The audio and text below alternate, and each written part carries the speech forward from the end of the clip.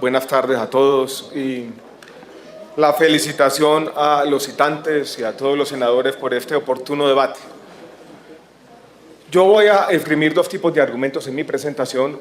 Primero, los argumentos que tienen que ver con la salud, y después voy a hacer un pequeño paréntesis para examinar algunos de los argumentos de naturaleza, si se quiere, más económica que se han esgrimido en este debate, para terminar con algunas conclusiones de carácter general, aceptando la complejidad del tema en cuestión.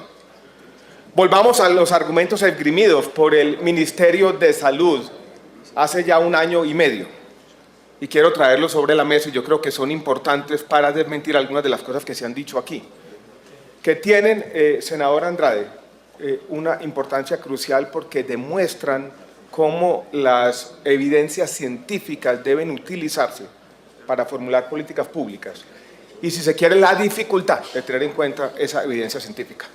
¿De qué partió el Ministerio de Salud? ¿Y cuál fue, dijéramos, la primera premisa de este silogismo que nos llevó en el primer trimestre del año pasado a recomendar la suspensión de las aspersiones aéreas con glifosato y a que la ANLA retirara el plan de manejo ambiental?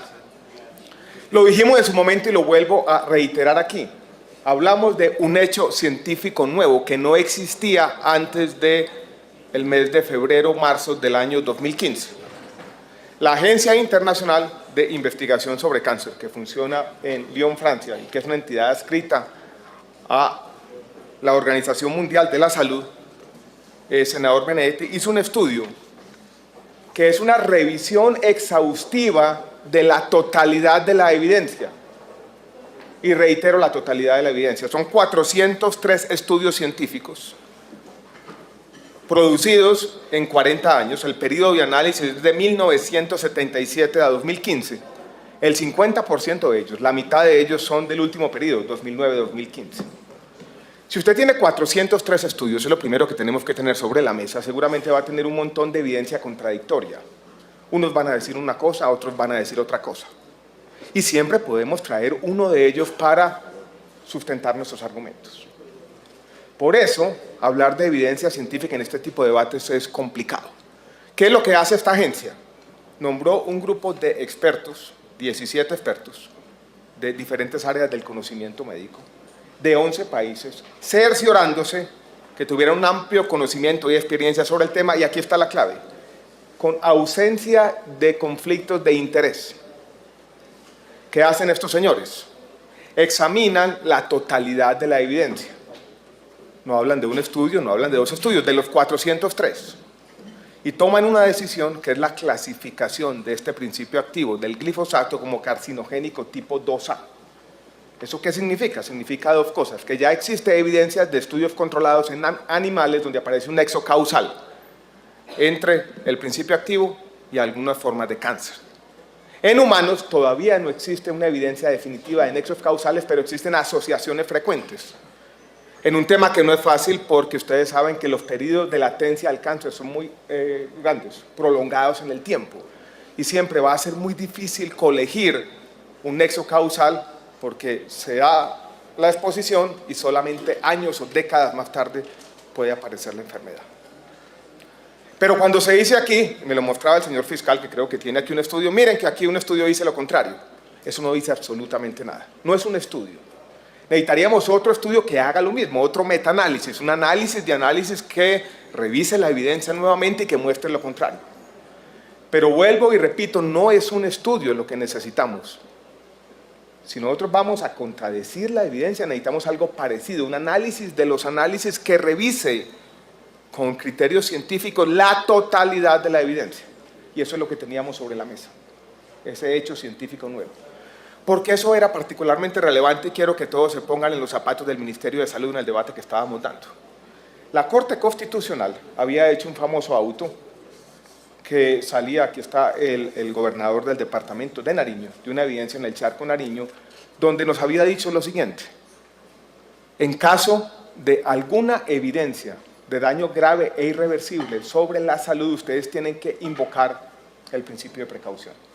Además existía, y teníamos sobre la mesa, 2 sentencias de la Corte Constitucional, ambas de tutela, la 299 del año 2008 y la 1077 del año 2012, que extendían el principio de precaución a la salud pública. Esas dos sentencias de tutela son recogidas por el auto 073 del año 2014. Como ministerio nosotros habíamos dado respuesta a este auto de la Corte diciendo en su momento: la Organización Mundial de la Salud no ha clasificado esta sustancia. Si se invierte la ecuación y la clasifica, y esos eran los argumentos que habíamos esgrimido como su respuesta en su momento, es simplemente una discusión de honestidad intelectual. Teníamos que decir, en este caso, ya tenemos un hecho científico nuevo, tenemos una realidad institucional reflejada en una jurisprudencia repetida de la Corte Constitucional, el auto sobre la mesa, no tenemos alternativa distinta si vamos a ser coherentes con nuestra argumentación que invocar el principio de precaución, traer a cuento el hecho científico nuevo y recomendar la suspensión de las aspersiones aéreas. Eso más aún, si yo había promovido en este Congreso la ley estatutaria en salud que declara la salud como un derecho fundamental, recoge la jurisprudencia repetida de la Corte Constitucional y en el artículo 5º dice lo siguiente: el Estado, insisto, el Estado tiene la obligación de abstenerse de afectar directa o indirectamente el disfrute del derecho fundamental a la salud y no puede adoptar decisiones que lleven al deterioro de la salud de la población. Eso lo dice la ley estatutaria, que tiene rango constitucional. El Estado no puede hacerlo. Y ya teníamos ese hecho científico sobre la mesa. Eso es premisa 1, premisa 2, conclusión. No teníamos forma de no argumentar este tema. El senador Rangel yo creo que nos plantea un debate interesante. Y es una pregunta que nos han hecho en todas las instancias. Y usted dice, senador Rangel, con razón. Y creo que también lo dijo el senador José Obdulio. Bueno, ¿y cómo así que el glifosato es malo para la salud cuando estamos hablando de él en el contexto de la política antidrogas, pero no es malo en los usos agrícolas? Yo creo que es una pregunta muy interesante porque como sociedad nosotros tenemos que hacernos una pregunta más de fondo, si se quiere, naturaleza conceptual, ya no es científica, de cuándo se aplica el principio de precaución. No lo podemos aplicar en todos los casos. Tenemos riesgos para la salud en casi todo lo que hacemos. Mañana nadie podría imaginarse aplicar el principio de precaución para prohibir los vehículos que causan más de 5.000 muertes anuales. O no podríamos hacerlo para prohibir el alcohol. O no podríamos hacerlo para prohibir el cigarrillo. ¿Por qué en este caso sí? ¿Y por qué es en los usos ilícitos o para la política antidrogas y no en los otros casos? Yo creo que es una pregunta interesante. Y la respuesta a esa pregunta interesante está contenida en buena parte en la jurisprudencia de la Corte Constitucional y en los argumentos que esgrimimos en su momento ante el Consejo Nacional de Estupefacientes. ¿Por qué se aplica el principio de precaución en este caso y en los otros no? La respuesta tiene 4 elementos primordiales. El primero, en este caso, la población afectada, que son los campesinos vulnerables, no pueden decidir si toman el riesgo o no, como pasa, por ejemplo, con el consumo de alcohol. La persona no decide. El veneno le cae encima. La persona no tiene ninguna capacidad de gestionar el riesgo, como se da en los usos agrícolas, donde existen temas de salud ocupacional. Usted va a manipular el glifosato, usted tiene que hacerlo de esta manera. Existen protocolos de salud ocupacional que permiten gestionar el riesgo. Aquí no. ¿Cómo gestiona el riesgo un campesino? Está en una posición, lo digo sin demagogia, inerme. Cuando usted no decide el riesgo, cuando no puede gestionarlo, cuando es el Estado en quien causa el daño, en este caso directamente, y cuando se trata de poblaciones especialmente vulnerables, se aplica el principio de precaución. Y esos son los 4 elementos que nos sacan de esta aparentemente encrucijada conceptual de por qué en este caso sí se prohíbe y en los otros no. Y así fue que se esgrimieron en nuestra argumentación ante el Consejo Nacional de Estupefacientes en su momento. No es fácil. No es fácil porque yo entiendo también la preocupación del otro lado, porque los instrumentos de política antidroga no es que estén todos sobre la mano. Existe una preocupación incluso de salud pública, que no ha sido esgrimido en este debate y que lo esgrimí yo en un debate anterior. También se afecta la salud de los erradicadores manuales, por ejemplo. Pero estamos ante un debate complejo de cómo la sociedad, ante un dilema de política pública, administra el riesgo. Pero yo lo digo de manera clara, esos 2 elementos siguen estando presentes sobre la mesa. la realidad científica y la realidad institucional. Déjenme hacer un pequeño paréntesis. Es pequeño nomás hablar sobre la eficiencia y la eficacia de la política antidrogas. Cuando dimos este debate en el Consejo Nacional de Estupefacientes en su momento, el fiscal de entonces, el doctor Eduardo Montealegre, hizo el siguiente argumento. Dijo, la política de fumigaciones aéreas con glifosato es una política eficaz y, si se quiere, costo efectiva contra el narcotráfico. Y tenemos que tomar una decisión donde hay un choque de principios o de derechos. ¿Qué prima más, la salud pública o un instrumento que tiene que utilizar el Estado para proteger también su seguridad? El tema no se debatió porque el fiscal en su momento estuvo de acuerdo con la suspensión de las fumigaciones aéreas con glifosato. Pero yo creo que ese es un tema que sigue estando en discusión. ¿Es esta una política eficaz, eficiente, sí o no? Yo quiero dejar los siguientes elementos sobre la mesa.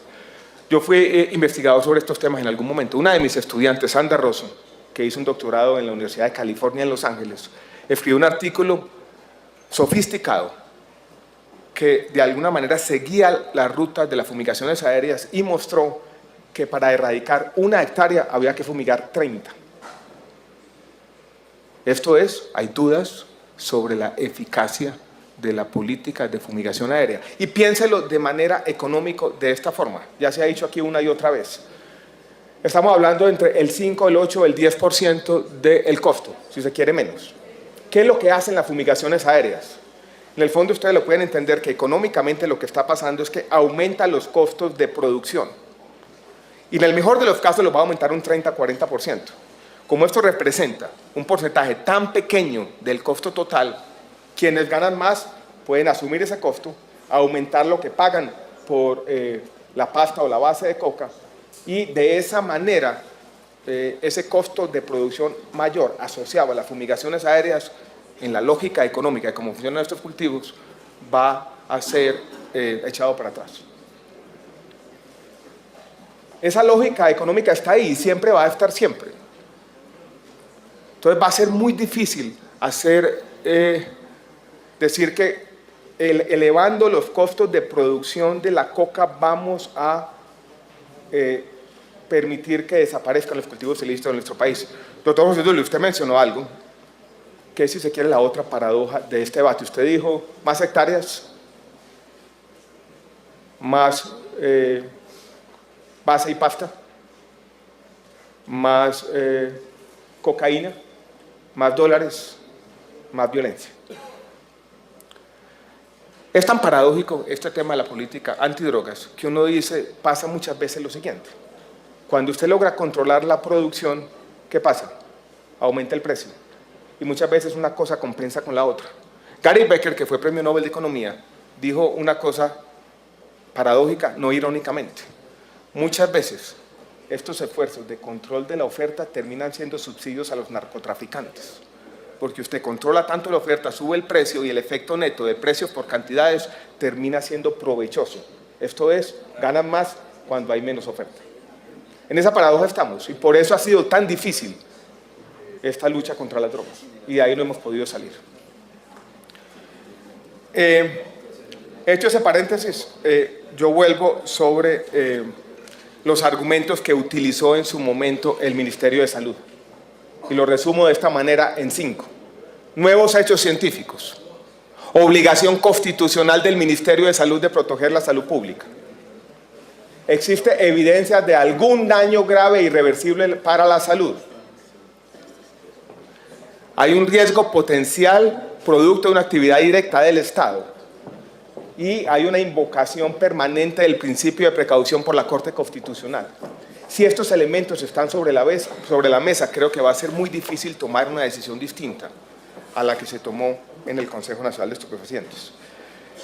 A nosotros no nos han presentado ningún estudio formal todavía sobre la nueva sustancia, sobre el famoso glifosinato de amonio. Yo tengo aquí una investigación un poco de afán que hemos hecho, que presenta la misma empresa fabricante Bayer, que nos hace algunas advertencias de salud pública. Nocivo si es ingerido, no aspire sus vapores, no permita animales en las áreas tratadas, en caso de contacto con la piel, retire la ropa, bañe al paciente y llévelo inmediatamente al médico. No asperjar fuera de las áreas de cultivo y demás. La categorización toxicológica en las formulaciones que tienen registro en el país del glifosato y del glifosinato anónimo, y son 11 formulaciones, todas son las mismas. Pero el glifosato... 10 minutos adicionales para el ministro Gaviria.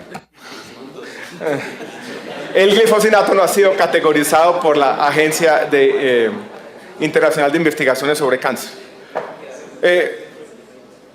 Yo voy a terminar diciendo lo siguiente. Este es un tema complejo y nosotros tenemos que ser permeables a los dos tipos de argumentos, a los que va a hacer el fiscal ahora.